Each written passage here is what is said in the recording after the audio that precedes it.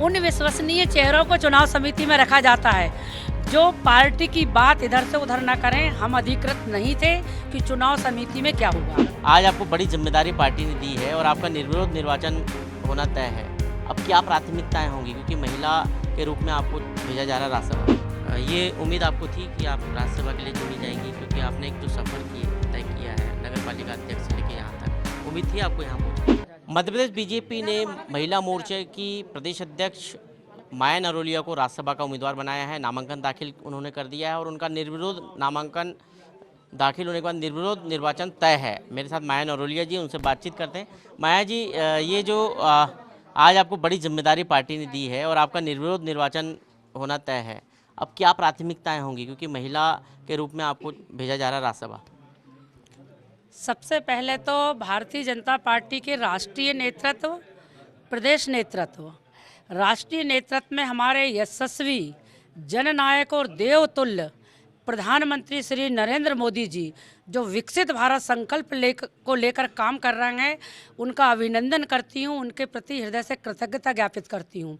हमारे राष्ट्रीय अध्यक्ष जेपी नड्डा जी भाई साहब, हमारे राष्ट्रीय संगठन महामंत्री वीएल संतोष जी भाई साहब, राष्ट्रीय सह संगठन महामंत्री शिव प्रकाश जी भाई साहब, क्षेत्रीय संगठन मंत्री अजय जामवाल जी भाई साहब, मध्य प्रदेश के हमारे शुभंकर प्रदेश अध्यक्ष सम्मानीय विष्णुदत्त शर्मा जी भाई साहब, हमारे मध्य प्रदेश के लोकप्रिय मुख्यमंत्री डॉक्टर मोहन यादव जी भाई साहब, मध्य प्रदेश के पूर्व मुख्यमंत्री सम्मानीय शिवराज सिंह चौहान जी भाई साहब, प्रदेश के संगठन महामंत्री हितानंद शर्मा जी भाई साहब, कैलाश विजयवर्गीय जी भाई साहब, प्रहलाद पटेल जी भाई साहब, राकेश सिंह जी भाई साहब, फग्गन सिंह कुलस्ते जी भाई साहब, मैं सभी का और हमारे चुनाव समिति में जो भी नेतृत्व, केंद्रीय चुनाव समिति के नेतृत्व का भी बहुत हृदय से अभिनंदन करती हूँ, कृतज्ञता ज्ञापित करती हूँ कि भारतीय जनता पार्टी ने कार्यकर्ता का मान बढ़ाया है, भारतीय जनता पार्टी ने मातृशक्ति का मान बढ़ाया है, भारतीय जनता पार्टी ने महिला मोर्चा का मान बढ़ाया है।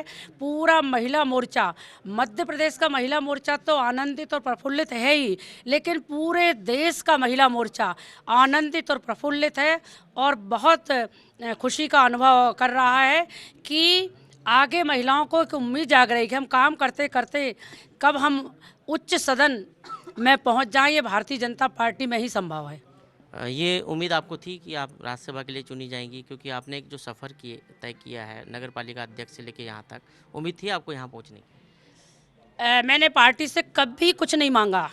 मैं आपसे बिल्कुल सही कह रही हूँ। मेरी ये कार्यकर्ता बहनें खड़ी हैं, ये मुझसे कहती थी दीदी सब लोग बायोडाटा दे रहे हैं, आप बायोडाटा क्यों नहीं दे रही हो, मैं हकीकत बोल रही हूँ इनके सामने। तो मैंने कहा कि यार मैं बायोडाटा की बात किसी भी अध्यक्ष से करती हूँ या किसी से भी, तो वो मुझसे कहते हैं आपको बायोडाटा देने की आवश्यकता पड़ेगी क्या। तो मैं वहाँ पर चुप हो जाती हूँ कि मुझे आवश्यकता नहीं है। तो ठीक है, मेरा बायोडाटा मेरी पार्टी के पास पहले से ही सुरक्षित रखा हुआ था। और भारतीय जनता पार्टी एक परिवार है और हमारे परिवार के जिस प्रकार परिवार का मुखिया परिवार के सदस्यों की चिंता करता है, उसी प्रकार परिवार के मुखिया ने सदस्यों की चिंता की। वो एक सदस्य भारतीय जनता पार्टी की मैं भी हूँ, तो परिवार के मुखिया जी को भी मैं धन्यवाद ज्ञापित करती हूँ। विशेष धन्यवाद मैं ज्ञापित करती हूँ हमारी राष्ट्रीय अध्यक्ष महिला मोर्चा की, बहुत ही ऊर्जावान, बहुत ही सक्रिय और बहुत ही एनर्जेटिक, जिनके मन में नवाचार करने का मन रहता है। पूरे देश के अंदर जिन्होंने महिला मोर्चा में एक गति का संचार किया है और महिला मोर्चा को नए नए आयाम स्थापित करने का अवसर प्रदान किया है, उन्हीं के नेतृत्व में मैंने मध्य प्रदेश महिला मोर्चा में इतना अच्छा काम करने में सफल हुई हूँ। मेरी बहनों ने तो मुझे बहुत सहयोग किया, मेरी महामंत्री जी मेरे साथ हैं, सब पदाधिकारी ने सहयोग किया, लेकिन जो राष्ट्रीय अध्यक्ष जी कार्यक्रम देती थी, अनूठे कार्यक्रम, 1 करोड़ सेल्फी विद महिला लाभार्थी बहनों की सेल्फी लो, मोदी ऐप पे अपलोड करो, कमल मित्र अभियान बनाओ, परीक्षा दो, सर्टिफिकेट प्राप्त करो, विकसित भारत के एम्बेसडर बनाओ, ऐसी अनेकों योजना के माध्यम से उन्होंने जो नवाचार किया है और उन्होंने निश्चित रूप से एक उनकी प्रदेश अध्यक्ष होने के नाते, कार्यकर्ता होने के नाते वो हमेशा मुझे प्रोत्साहित करती थी, कहती थी माया जी आपका काम बहुत अच्छा है, आप बहुत अच्छा काम कर रही हो और निश्चित रूप से आपको कोई ना कोई हम जिम्मेदारी देने का काम करवाएंगे। तो मैं उनका बहुत अभिनंदन करती हूँ, स्वागत करती हूँ, हृदय से धन्यवाद ज्ञापित करती हूँ। आप खुद चुनाव समिति में थी, तो आपके नाम पे चर्चा हुई थी, आपको पता है वहाँ पर? देखिए, चुनाव समिति में जो बात होती है वो हम लोग बाहर नहीं करते हैं, क्योंकि चुनाव समिति में मतलब आपका नाम आया था? उन विश्वसनीय चेहरों को चुनाव समिति में रखा जाता है जो पार्टी की बात इधर से उधर ना करें। हम अधिकृत नहीं थे कि चुनाव समिति में क्या हुआ। मतलब तभी आपको पता चल गया था, हैं? नहीं नहीं, पता तो मुझे कल 9:45 चला। कल 9:45 9 विश्वास बजे। हो गया था 10 बजे आपको जब पता चला था? नहीं, मुझे विश्वास नहीं हो रहा था। फिर मैंने इधर उधर से फ़ोन आया, टीवी पे नाम चलने लगा। फिर मैंने अपने तब भी विश्वास नहीं हुआ? हाँ, फिर मैंने अपने संगठन महामंत्री जी को फ़ोन लगाया, हितानंद जी भाई साहब को। तो उन्होंने कहा माया जी बताई। तो मैंने कहा भाई साहब सही में है मेरा नाम? तो बोले हाँ। तो मैंने कहा मीडिया वाले मेरे घर खड़े हैं, मैं उनको कुछ बोलूँ? बोले बिल्कुल बोलो, बात करो मीडिया से।